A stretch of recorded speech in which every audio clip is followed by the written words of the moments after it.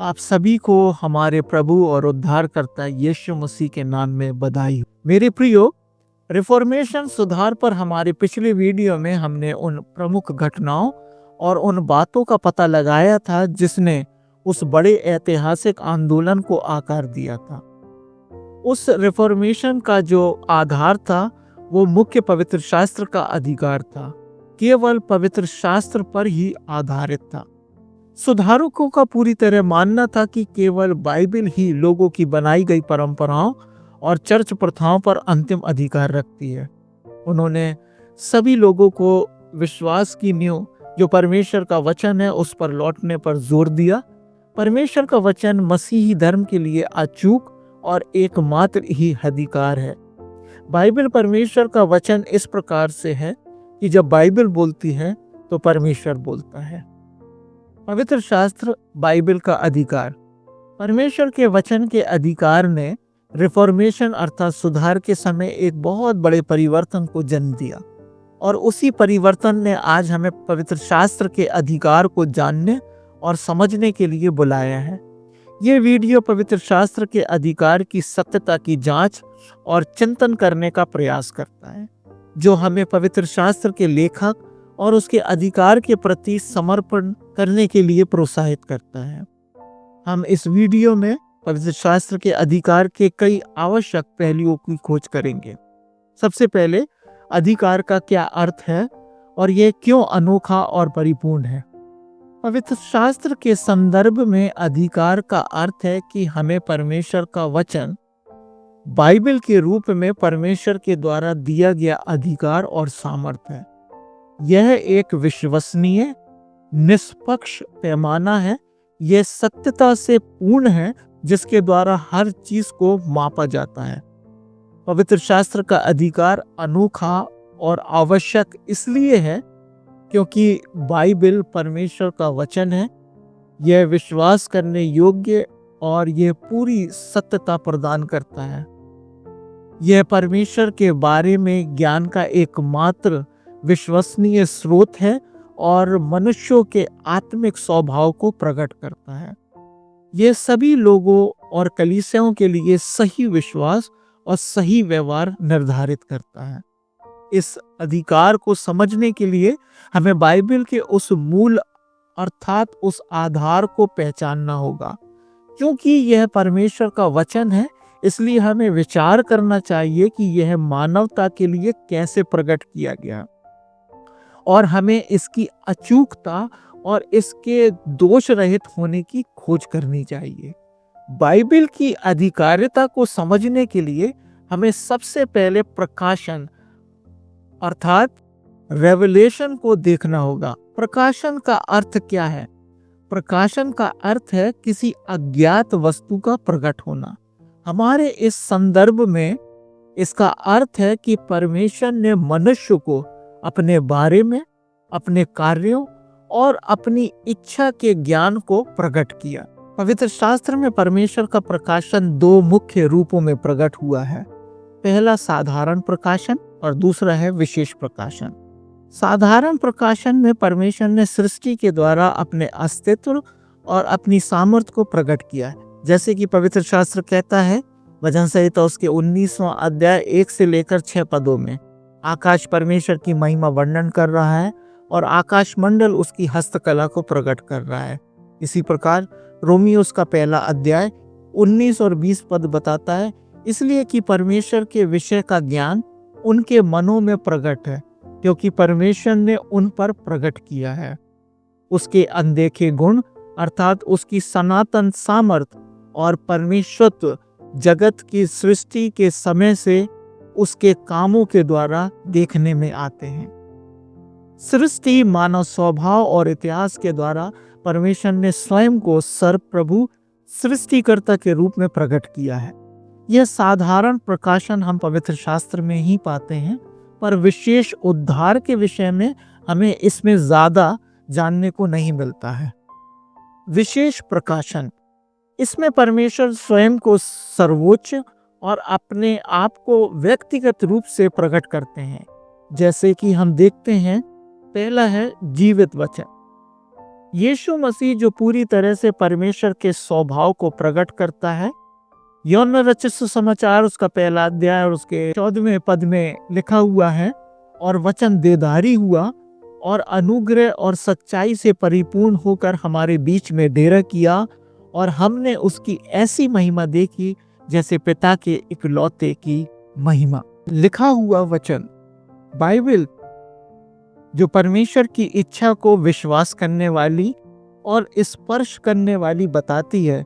जैसे कि लिखा हुआ है दूसरा तीमुथियुस उसका 3 अध्याय उसके 16 और 17वां पद बताता है, संपूर्ण पवित्र शास्त्र परमेश्वर की प्रेरणा से रचा गया है और उपदेश और समझाने और सुधारने और धार्मिकता की शिक्षा के लिए लाभदायक है, ताकि परमेश्वर का जन सिद्ध बने और हर एक भले काम के लिए तत्पर हो जाए। विशेष प्रकाशन में हम पाते हैं कि परमेश्वर ने स्वयं उद्धार की योजना बनाई, ताकि मनुष्य एक पवित्र, सही और उत्तम जीवन जीने के लिए बाइबल द्वारा निर्देशित हो सके। बाइबल परमेश्वर के प्रेरित वचन के रूप में, प्रेरित होने का अर्थ है परमेश्वर द्वारा पाए हुए प्रकाशन को पवित्र शास्त्र में लिखना। यहाँ बाइबल के 2 मुख्य पद बाइबल परमेश्वर के प्रेरित वचन के रूप में कैसे हैं वर्णन करते हैं। दूसरा तीमुथियुस उसका 3 अध्याय और उसका 16वां पद, जैसे अभी हमने पहले पढ़ा था, संपूर्ण पवित्र शास्त्र परमेश्वर की प्रेरणा से रचा गया है और उपदेश और समझाने और सुधारने और धार्मिकता की शिक्षा के लिए लाभदायक है। एक और पद हम देखते हैं, दूसरा पतरस उसका पहला अध्याय 20 और 21 पद कहता है, सबसे पहले ये जान लो कि पवित्र शास्त्र की कोई भी भविष्यवाणी किसी के अपने ही विचारधारा के आधार पर पूर्ण नहीं होती, क्योंकि कोई भी भविष्यवाणी मनुष्य की इच्छा से कभी नहीं हुई, पर भक्तजन पवित्र आत्मा के द्वारा उभारे जाकर परमेश्वर की ओर से बोलते थे। ये पद इस बात की पुष्टि करते हैं कि जब मानव लेखकों ने पवित्र शास्त्र लिखा तो वे पवित्र आत्मा द्वारा निर्देशित थे। इस ईश्वरीय मार्गदर्शन ने उनके लेखन की सटीकता और विश्वसनीयता सुनिश्चित की, जिससे परमेश्वर का वचन ईश्वरीय रूप से प्रेरित और हमारे लिए सरल हो गया। लिखा हुआ वचन परमेश्वर द्वारा प्रकट की गई बाइबल दोष रहित है। दोष रहित का अर्थ है पवित्र शास्त्र की मूल पांडुलिपियों में पूरी सटीकता और सत्यता है। क्योंकि बाइबल परमेश्वर का वचन है, यह जो भी पुष्टि करता है उसमें कोई भी त्रुटि नहीं है। बाइबल पूरी तरह दोष रहित है क्योंकि ये परमेश्वर के द्वारा प्रेरित है। इसलिए हम कह सकते हैं कि यह बाइबल परमेश्वर का वचन है, इसलिए इसमें कोई भी त्रुटि नहीं है। यीशु मसीह का पवित्र शास्त्र के बारे में दृष्टिकोण देखिए। हम वचन पढ़ते हैं यूहन्ना रचित सुसमाचार उसका 17 अध्याय उसके 17वें पद में लिखा हुआ है, तब यीशु मसीह प्रार्थना करते हैं और कहते हैं कि उन्हें सत्य के द्वारा पवित्र कर, तेरा वचन सत्य है।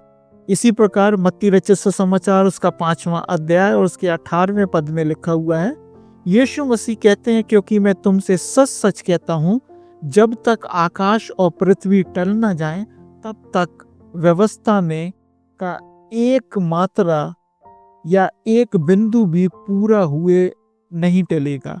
ये पद दिखाते हैं कि यीशु मसीह पवित्र शास्त्र को पूरी तरीके से सटीक और अटल मानते थे। हालांकि कुछ अन्य बाइबल अनुवादों में मामूली भिन्नता हो सकती है, लेकिन मूल पवित्र शास्त्र दोष रहित है। क्योंकि परमेश्वर सत्य है, इसलिए उसका वचन भी सत्य ही है। हालांकि पवित्र शास्त्र में दिखाई देने वाली भिन्नता को हम सावधानी पूर्वक मूल अनुवाद से व्याख्या और संदर्भ के साथ समझ सकते हैं। आगे हम देखते हैं पवित्र शास्त्र की अधिकारिता के व्यवहारिक प्रभाव क्या हैं। हम देखेंगे कि कैसे पवित्र शास्त्र हमारे विचारों को परखता है, हमारे जीवन को कैसे निर्देशित करता है और परमेश्वर की इच्छा के अनुसार हमें कैसे परिवर्तित करता है। परमेश्वर का वचन एक त्रुटि रहित परखने वाला है, जो हमारे अंदर के विचारों, प्रेरणा और विश्वास में प्रवेश करता है। जैसे परमेश्वर का वचन कहता है इब्रानियों उसका 4 अध्याय और उसका 12वां पद, क्योंकि परमेश्वर का वचन जीवित और प्रबल है और हर एक दोधारी तलवार से भी बहुत चोखा है और प्राण और आत्मा को और गांठ गांठ और गूदे गूदे को अलग करके आर पार छेदता है और मन की भावनाओं और विचारों को जांचता है। व्यवहारिक रूप से इसका अर्थ यह है कि जब हम पवित्र शास्त्र का अध्ययन करते हैं तब हम परमेश्वर की आत्मा को आमंत्रित करते हैं कि वो हमको परिवर्तित करे और हमारे वास्तविक स्वरूप को प्रकट करे और हमें आज्ञाकारी जीवन की ओर ले चले। निष्कर्ष संक्षेप में, पहला, बाइबल स्वयं परमेश्वर का अद्भुत प्रकाशन है। दूसरा, ये परमेश्वर के द्वारा प्रकट की गई बाइबल प्रेरित वचन त्रुटिहीन और अधिकारपूर्ण है, जो हमें विश्वास और अच्छे चाल चलन के लिए एक विश्वास योग्य आधार प्रदान करती है। तीसरा, बाइबल सबसे बड़े सत्य का एक पैमाना है जिसके द्वारा हर चीज की जांच की जा सकती है। चौथा, बाइबल को बड़ी सावधानी और बुद्धिमानी से अध्ययन किया जाना चाहिए, क्योंकि इसकी सत्यता और सटीकता मनुष्यों के तर्क या अनुभव पर निर्भर नहीं करती है। इसलिए हर प्रकार से पवित्र शास्त्र पूर्ण, अधिकारपूर्ण और सत्य के रूप में स्थिर है। हमें यीशु मसीह के शिष्यों के रूप में बाइबल की गहराई से अध्ययन करने और इसकी शिक्षा के प्रति समर्पित होने और बिना किसी शक के बाइबल की सत्यता पर भरोसा करने के लिए बुलाया गया है।